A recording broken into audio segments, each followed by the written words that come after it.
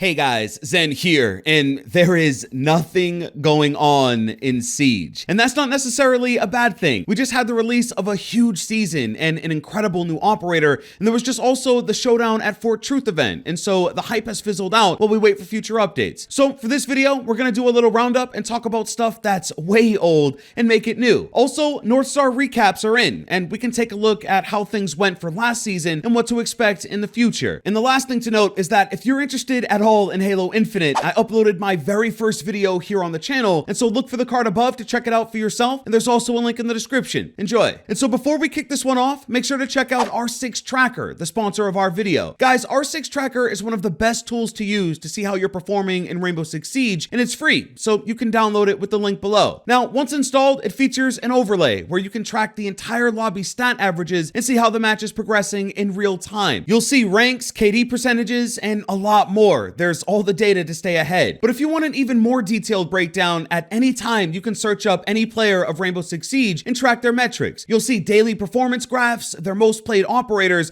and a match history, so there's nothing left to hide, I suppose. In-game, you'll have access to the live match stats that show a complete overview of the players in-game, as well as other stuff, like your chance of winning. You'll even know exactly how much MMR you'll gain if you do win, and it's just super convenient. And so guys, click the link at the top of the description and go download R6 Tracker today completely for free. Thanks to them for sponsoring, and yeah, let's get back to it. All right, so first up is one of my favorite parts for the end of every season, and it's the short and concise video Ubisoft puts together that shows off how well you performed and how you stacked up during the season. Admittedly, I had a bit of a downturn in North Star, and so for me, there's a little shame, but there were also some improvements compared to Crimson Heist. So yeah, we can check out my performance all season long and see where it all went wrong. Roll it.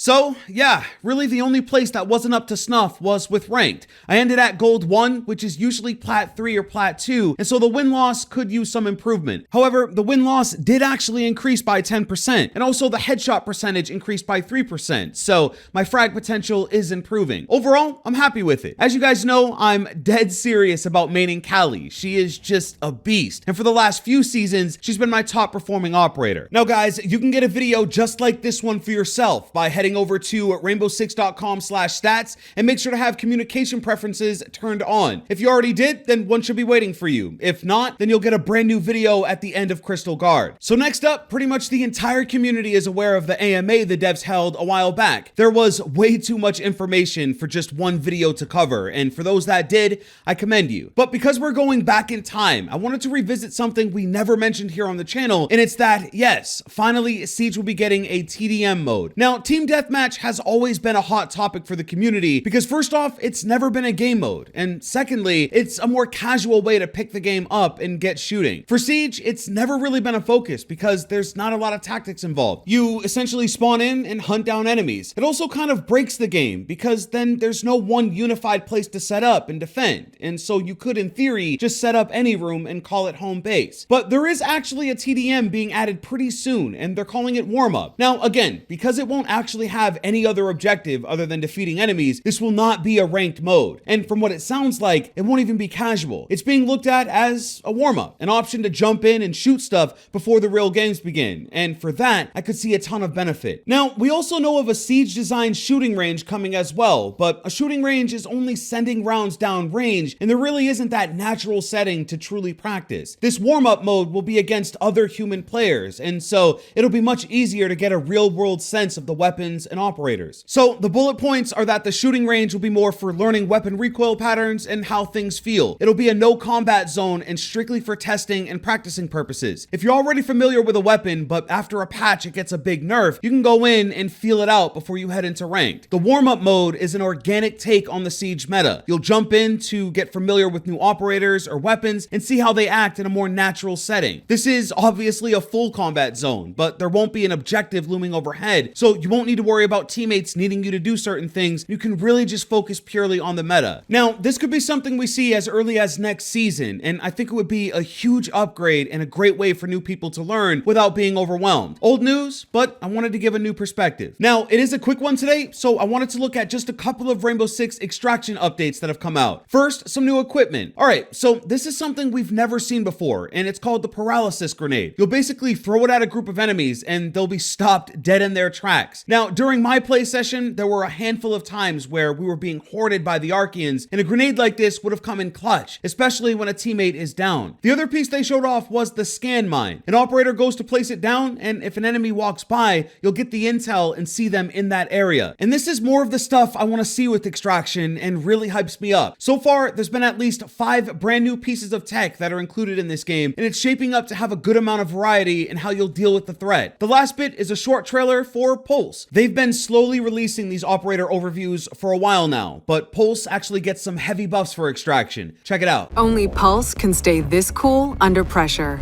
and he'll locate any kind of heartbeat, even through walls. Perform a sweep with the HB7 to find parasite nests in hot zones. Tracking nests and destroying enemy spawn points just got easier. He'll get to the heart of the matter. Get your pulse racing with React. And that's it, guys. Short and sweet. Remember to drop a like, and I'll see you guys in another video. I'm out.